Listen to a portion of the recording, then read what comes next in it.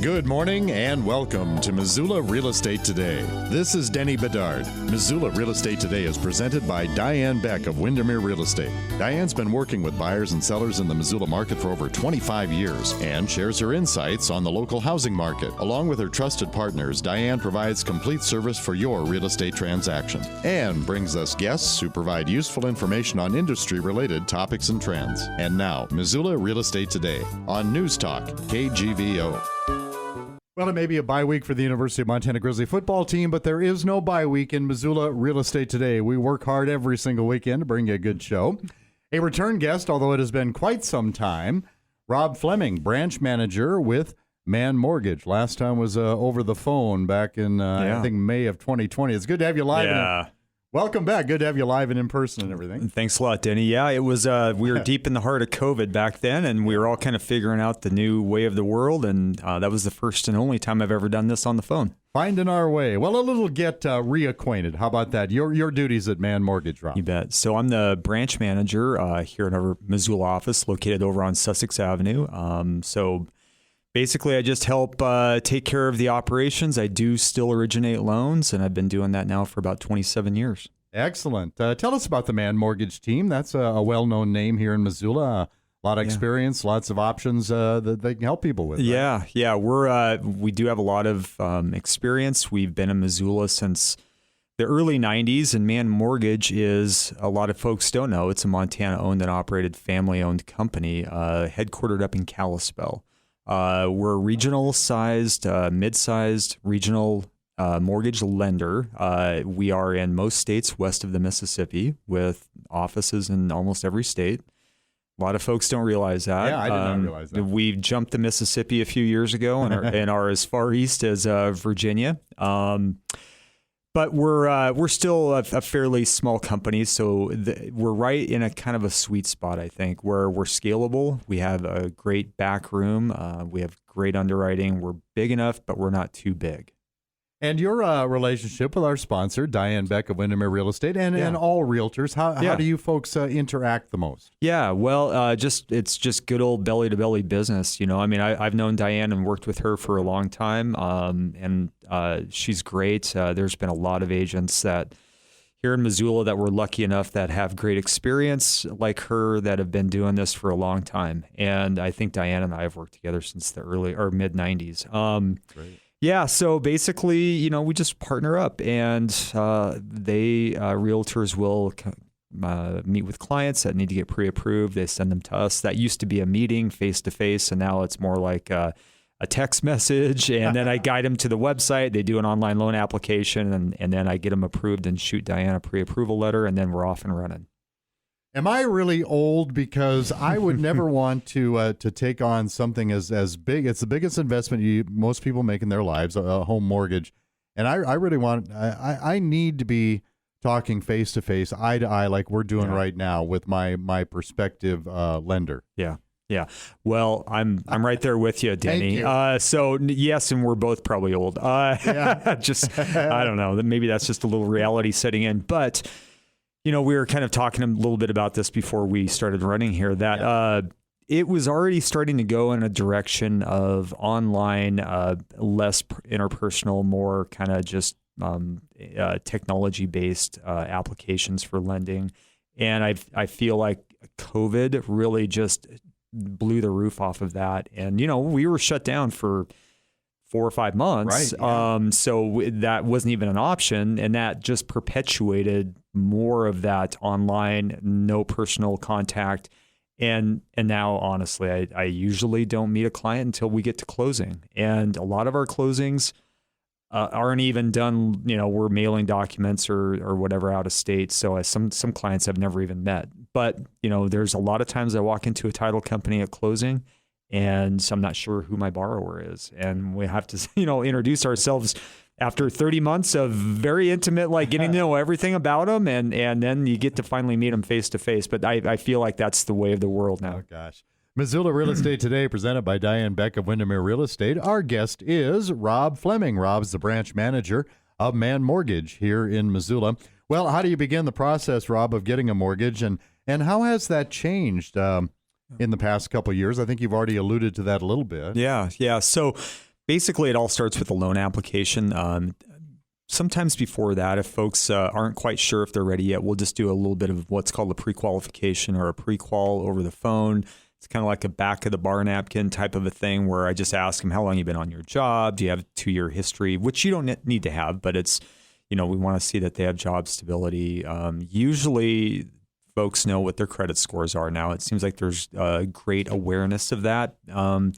Which there didn't used to be. So, I kind of let them know where they need to be credit-wise. And we just go through some numbers on debt-to-income ratio. And if everything looks good, they'll jump online, do a loan application. Or if they want to, go old school, like you and I were just talking about, they can come in and we'll do one face-to-face. Then we're off and running. Once I pull a credit report, validate their credit, get income validation, we're ready to go. It doesn't take very long. It can be done in an hour or two, and that's where we've really come a long way. I know there's a lot more ways to pad your credit score, if you will, than there used to be. Yeah. But has the number you're looking for changed at all over the years? Oh, it changes a little bit now and then, just based on economic conditions and market conditions. I'll give you a good example. So years ago, after 2008, so let's take a look at the years prior to 2008. As we all know, there was a loan for everybody out there. Credit score was only relevant in what box it put your loan in and what rate you were going to pay, right? So after 2008, all of that subprime stuff fell away, blew away, and that was no longer an option. Now we're just dealing with Fannie, Freddie, conventional loans, FHA, government loans. So you needed to have a minimum credit score. And after time, that kind of evolved to, say, right around 680 or so is where you want to be for a conventional at a minimum, and then 620 to 660 for a government loan. Okay. Now, we kind of held in that pattern for quite a while as conditions just kind of stabilized for years and stayed relatively normal, and we grew a decent clip every year, and the market didn't go up or down too much. Then COVID hit, and the secondary market, the world didn't know what was going to happen. So we felt like at first this could be another 2008. This could be worse. This could be a Great Depression. So the secondary market kind of collapsed for a short period of time, and interest rates shot way up. They went up about 1 point in a very short period of time, about 2 weeks. That's significant. That all happened right around St. Patrick's Day, like mid-March of 2020. So overnight, not only did rates go up, but credit score requirements shot up immediately. So back when we were able to get borrowers approved prior to that with a minimum credit score of maybe 580 on a VA or FHA loan, that just shot up to 660. And some lenders weren't even touching anything that was government backed. Conventional loans shot up as well, credit scores, but remarkably, markets stabilized relatively quickly. We backed the markets up as quickly as we could. The Fed jumped in, dropped a lot of money in there, and within about a month, we were back to normal, and here we are. Wow. Missoula Real Estate Today, presented by Diane Beck of Windermere Real Estate. Our guest, Rob Fleming, branch manager with Mann Mortgage. Is there a most difficult part to the mortgage process, Rob? I would say the most difficult part is maintaining one's attention span. And so there's a lot going on in this world right now, as we all know, and we're getting kind of blasted with bits and pieces of information throughout the day in very different ways. And it's not all good. And there's a lot of anxiety. And, I think that there's also been a big rush to get into housing, and for people who are migrating here to get their stake in the ground, and for people that are here to get their stake in the ground before they feel like they get pushed out. So there's a lot of emphasis and kind of anxiety on getting that house. And then, okay, at first everybody's really excited about it and willing seemingly to commit to the mortgage process. And a lot of times they are. But after the buy-sell gets agreed to, sometimes we have a hard time maintaining that awareness that, we still have a process to go through here on the financing side. Yeah. And trying to make sure that we get the things that we need on time so that we can meet that closing deadline. And, in the years after 2008, after we felt real economic pain and it was hard to get a mortgage, I felt like people were very committed to, and their attention span was very attuned to the mortgage process, and they listened. And right now, I would just say that sometimes it's hard to keep people on track. And I'm not putting the blame on them. Like I said, I just feel like there's a lot going on. There's a lot of anxiety. We are but one small part of people's world right now, and it's just we got to get through it. Yeah, I want to get back to interest rates. You brought up what happened roughly, I guess, about a year and a half ago now. But interest rates are still a hot topic. Is there anything that's telling you we might finally see some noticeably higher numbers again coming our way in the near future? Well, there's always something telling me that, because that's been the word on the street for about 10 years now. Yeah, that's why I brought it up. Yeah, and every time we think it's coming, it never really does. Now, when it did was COVID, right? Sure. Interest rates shot up really quick, really fast, or really high, really fast, and then dropped back down because of the Fed, more or less the Fed bailouts. So right now let's go back about 3 months ago. We were all pretty much convinced, the labor markets are coming back. Inflation is definitely setting in. Things are becoming more expensive. Housing prices are going up. The Fed is ready to act, right? They got to cool the economy down. What do? What's the main tool in that toolbox is to raise interest rates. So we've been thinking that that's on the horizon for this fall, like now starting through the now going through the fourth quarter. However, the labor market, the last jobs report we got was weaker than expected. It's weird. We can't understand the labor market right now. There's more jobs than there are people to fill these jobs. And for some reason, the economy's still strong, but we have all these job openings and we can't really figure out what to make of it. So the labor market is something that we just kind of push aside. So right now, the thing that we're looking most at is inflation. Well, we just had some inflationary numbers come out this morning, CPI numbers that were tamer than expected. Now the Fed's going to meet next week. So the thought is that probably with these numbers that came out today, they're going to be less aggressive about raising interest rates. So right now on September, whatever today is, 16th, I would say that, or 15th, whatever, I would say that in the short term, I don't think we need to worry about interest rates running away on us. Now, next month, if those inflationary numbers change and labor markets heat up again, we might see the Fed jump in, but I just don't see it happening right now. And there's honestly, Denny, there's thoughts that interest rates may never go up again. In the next 5 or 10 years, that it would just be too much of a shock to the global economic system to see interest rates go up much more than they are now. We might be in a low rate environment for quite a while. So much of that explanation sounds counterintuitive to me, doesn't it? I mean, it does. Well, it does. There's just a lot of paradox and irony, and I don't know what in there, but yeah. Well, the monetary systems and how we looked at them have all changed in the last 10 or 15 years, and we're kind of in a new in a new situation, a new world where everybody's still kind of scratching their heads. And, if you were a professor of economics prior to 2008, I'm not sure macroeconomics, I'm not sure that you could really explain what's going on right now. It's just the Fed and has a different way of looking at things. And I think the global economy is so intertwined that, we're not an island like we used to be. Where we used to kind of react to things and within our own economy as much. Now we take a look at the broader economies globally. And right now, I just think that we've been in a low rate environment for so long that disrupting that would the Fed and leaders feel like that could be very damaging. Missoula Real Estate Today, presented by Diane Beck here on News Talk KGVO.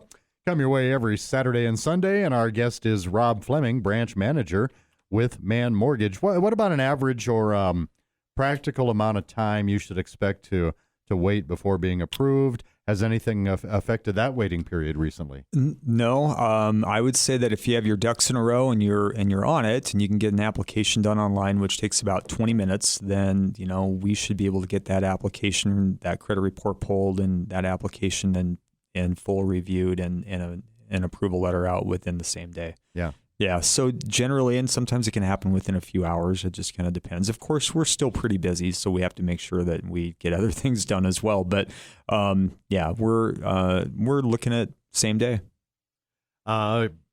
Preparation.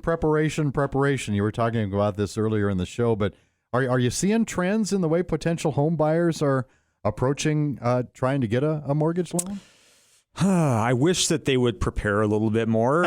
Typically, what we're seeing now is, people find a house on Zillow, and there was a great skit on Saturday Night Live last year about Zillow and how everybody's kind of like hooked up to Zillow, and we get these Zillow feeds, and it's kind of like house porn, So anyway, maybe they're not even thinking about moving, and but this house pops up, and one of them sees it. Let's say the husband or the wife see it, and then all of a sudden it's game on. And next thing you know, they're making an offer, and then somebody like Diane, their real estate agent, says, "Okay, are you pre-approved?" And they say, "Well, what's that?" "Oh, wait, no, we haven't done that yet." "Do we really need to do that?" "Right, okay." So then it's a horse race. It just becomes an instant horse race at that moment. They're calling us in a panic. We need a pre-approval letter. It's Friday night at 7:00. And, so there is a little bit of chaos right now involved in that process. And it's just the world, I guess, that we live in, where the house comes first and then the financing comes later. I wish it were the other way around, and sometimes it is. Sometimes people who are younger, first-time home buyers, they get their ducks in a row first, and that's great. Yeah. It makes it a lot easier. But I assume, to add to the frustration of that, is multiple offers. That's probably when reality really sets in, that every time we have somebody from Windermere like Diane or some of her colleagues at Windermere Real Estate, it's staggering how many offers are put down on each and every house in this market. Oh yeah. I mean, it's tapered a little bit right now. It's actually feeling like a fairly decent balanced market, but I'd say from July going back 18 months prior, especially this year, from January through July, I would sometimes write a pre-approval letter, 6 pre-approval letters for the same house. So, that's just me with 6 different clients going in on the same house and none of them getting it. Yeah. That was not uncommon. And, I would come in it was always a joke. I'd come in to work on Monday and look at Julie in my office and say, "So how many letters did you write for Edith Street?" Or "How many letters did you write for, the one on Schilling?" And she'd say 12, and I'd say, "Hey, I wrote 5, so we got 17 between us, and nobody got it." Yeah. So that's unbelievable. When you do write a pre-approval letter for someone, does that have a expiration date on it? How long is that good for? Well, I mean, technically, it's good for just that offer.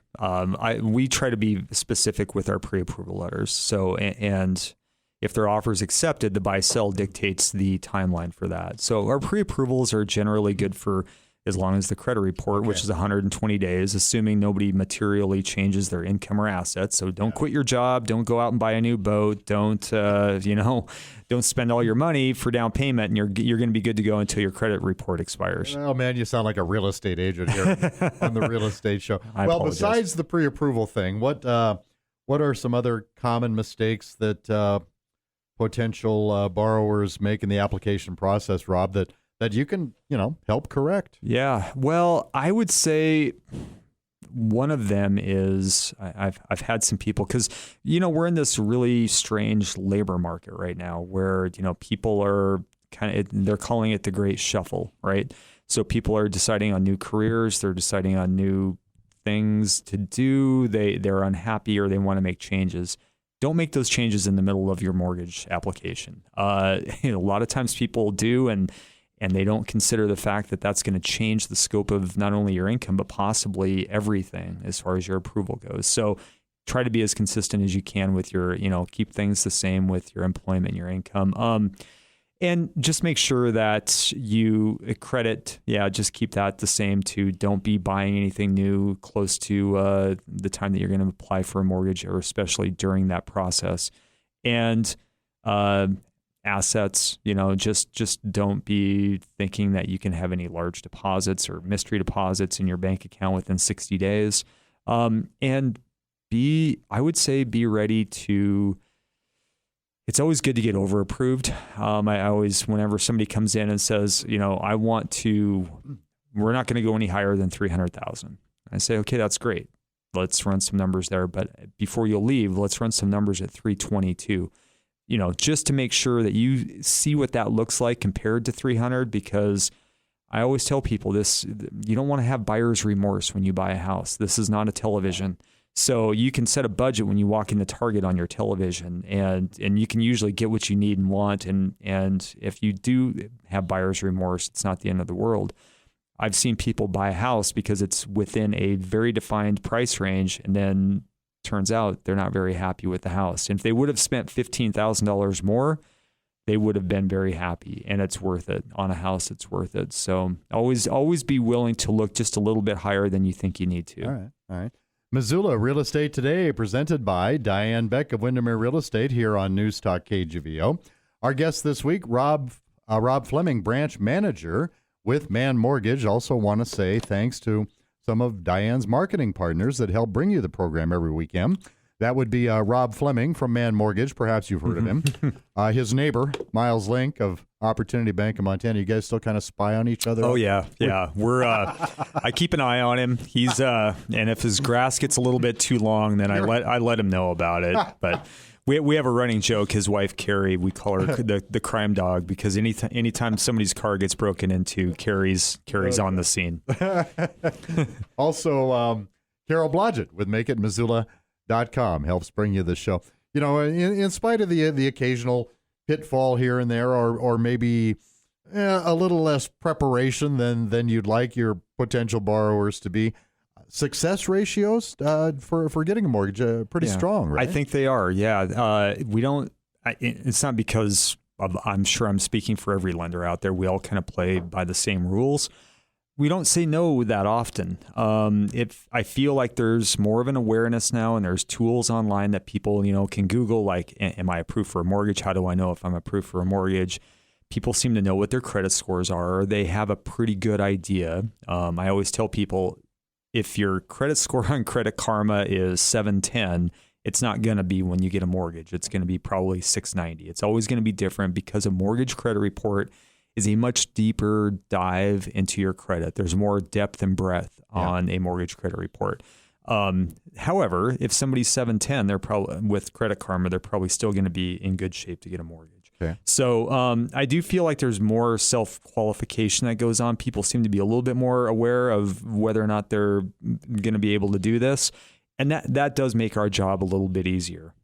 So now I would say that the success rate is great. Yeah. I mean, I think it's good. Good to know. What's a good debt to income ratio formula for you? You want to be sure you can afford the place for starters. Right? Yeah. I always tell people, like, don't look at me. Like, just because I say that, this works in your ratios, you need to be comfortable with that payment. I'm not going to be the one sitting at your dinner table every night wondering why you bought this house, because you can't afford it. So our debt to income ratios, if somebody's got good credit, we can go sometimes as high as 50%, right? So that means 50% of their gross monthly income can be allocated to debt, which would include a mortgage. I don't like to go that high. We can, and certainly we will if Fannie Mae and Freddie Mac allow for it with the given loan application. I think 45% for maximum on a maximum debt to income ratio is good.